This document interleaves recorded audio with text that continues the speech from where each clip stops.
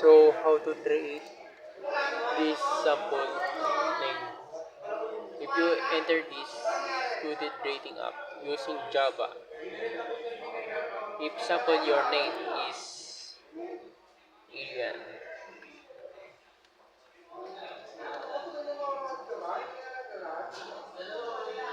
treat this as a result.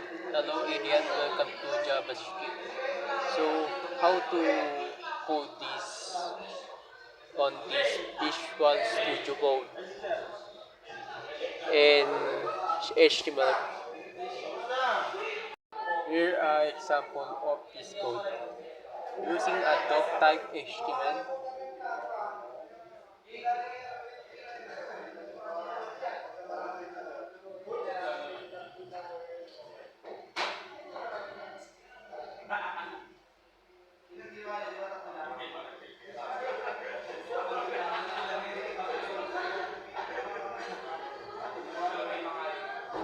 so will be result uh,